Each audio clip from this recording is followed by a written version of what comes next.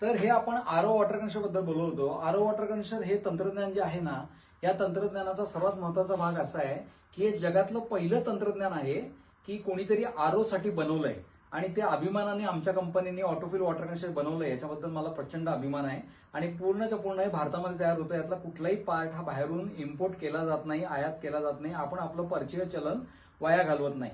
परकीय चलन कोण वाया घालवतं?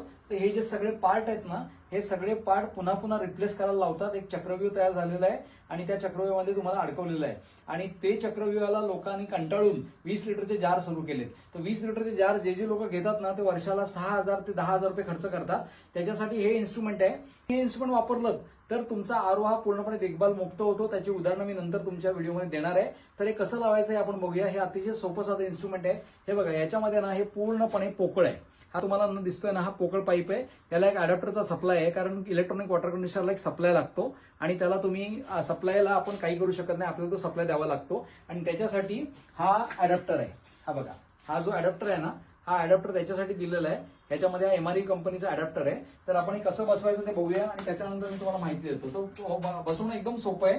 हे बघा, ही ट्यूब काढली आपण, ही ट्यूब आपण अशी काढली आणि हे इन्स्ट्रुमेंट जे आहे, हे इन्स्ट्रुमेंट कुठल्याही बाजूने तुम्ही ओवून घ्यायचं.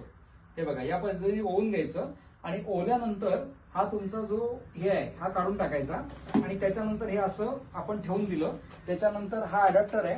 या अडॅप्टरला आपण मल्टीपिन दिलेली आहे आणि आपण त्यावेळेला ही जी पिन आहे, या पिनला आपण हे लावतो.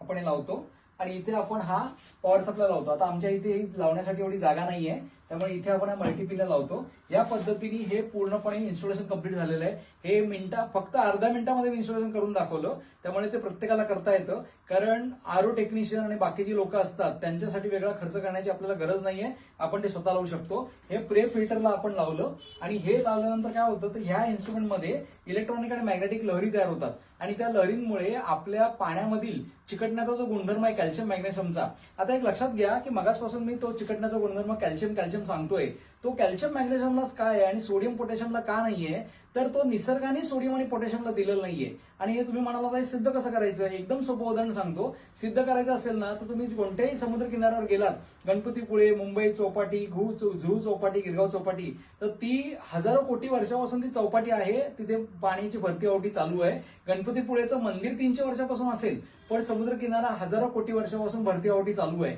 मिठागरांवरती पाणी येणं जाणं चालू आहे खाडीमध्ये. तर त्या ठिकाणी तुमची जमीन पांढरी पडत नाही.